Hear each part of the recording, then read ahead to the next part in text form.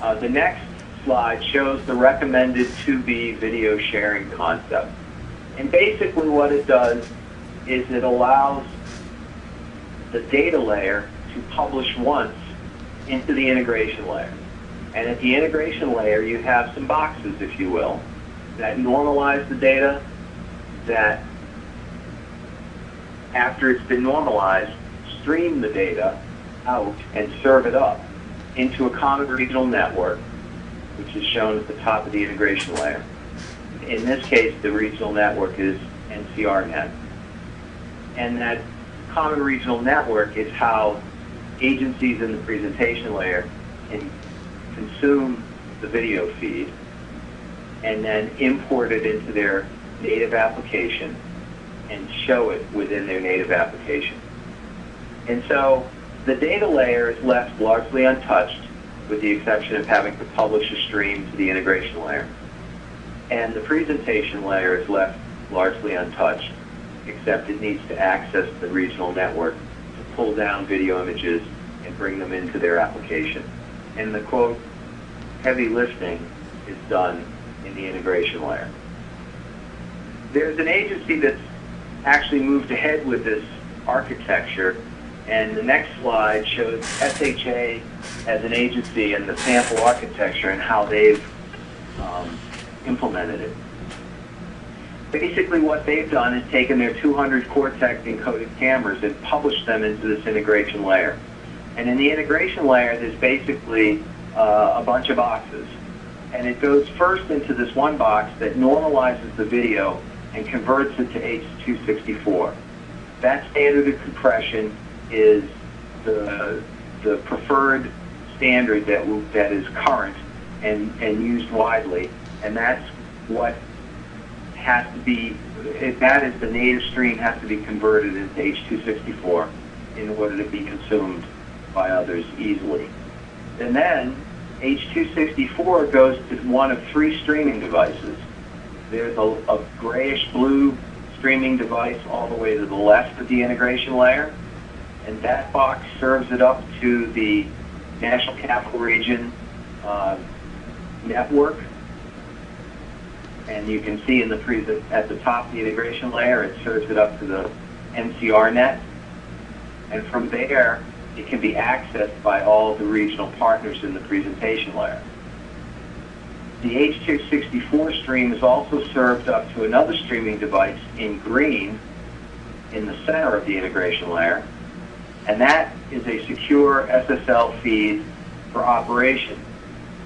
And that feed can be accessed by the internet, shown in the integration layer in a brown or sand color, and that could be pushed to the SSL secure users in the presentation layer. So SHA's own people within their agency, when they are not at their own desktop, can actually SSL through the internet to this green box and pull up video. So senior management from State Highway Administration could use this method from home to pull up a video image securely.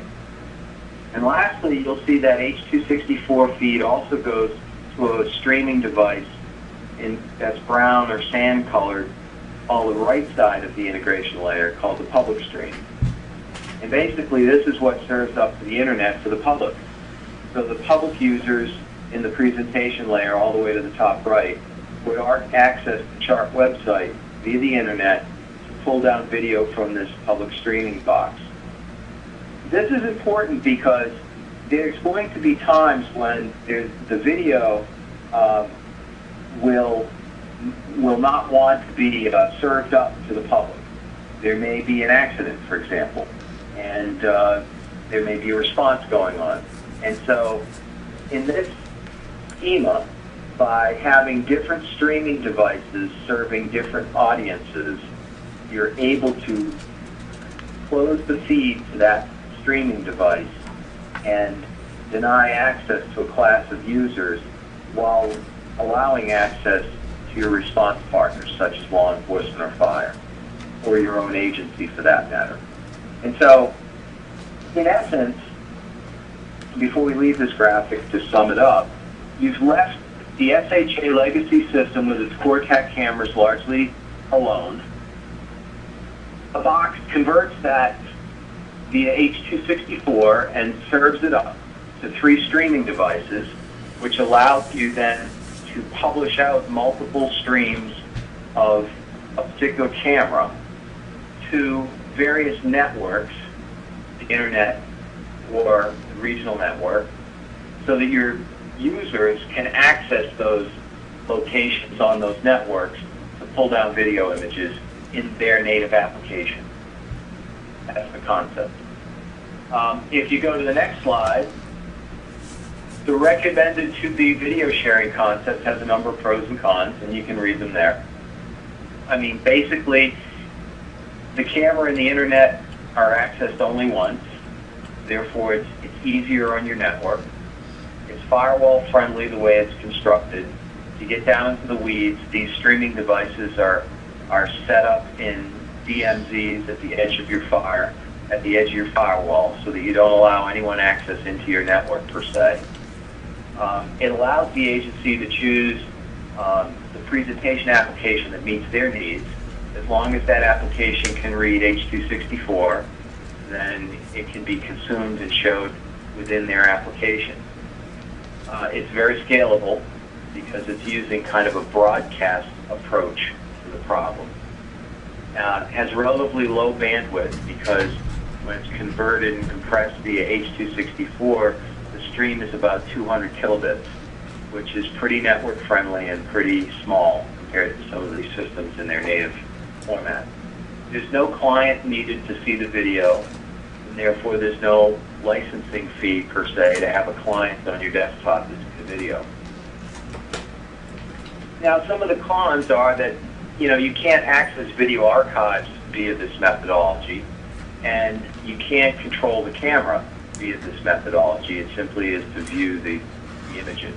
However, from our ConOps discussion, agencies were not really anxious to give up PTC control, so that wasn't designed into this architecture. The next slide talks about the security concept. And so I kind of hinted at the security concept in my discussion of the SHA application of this architecture with those number of streaming boxes. Basically what it is there's 4 security levels that are set by the owning agency. And level 1 would be open access to your partners, no MOU needed. This would be images that are routinely pushed to the internet today. They're public spaces, there's no expectation of privacy. Some examples would be highway traffic cameras and public parking areas. Level 2 would be open access to partners, but a regional MOU would be needed because it's a little more sensitive, but it is still public information. Examples would be rail platform video, lobbies and plazas outside of office buildings. Level 3, you would need an agency-specific MOU. It would be non-public areas, perhaps internal building video.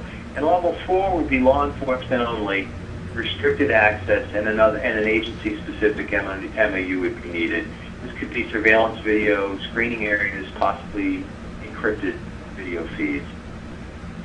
These levels would be tied to the metadata on the camera.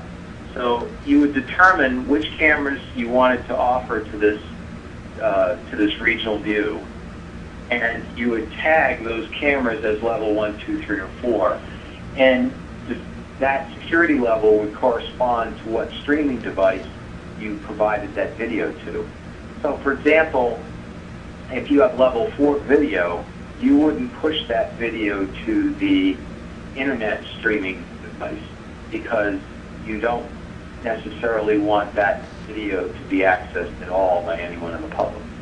And so the security levels dovetail with the number of streaming devices used in the integration layer and what those streaming devices serve up to. The next slide continues with the security concept. The previous slide was the video security levels. This next slide shows the user security levels. And these would be set by the owning and receiving agencies. Basically, they correspond, level 1, 2, 3, and 4. And so you, as the recipient, would have in your username and password, you would have certain rights in this video schema to access certain types of video. And so if you're a level 4 user, then you can see level 4, 3, 2, and 1 video as it's tagged from the owning agency. But if you're a level 2 video user, you would have no access to level 3 or level 4 cameras as they were tagged by the owning agency. So security in this construct is set by the owning agency by camera feed or whatever, for the sensitivity of the video itself, and security is set at the user level by your username and password and whatever rights you're granted in the system.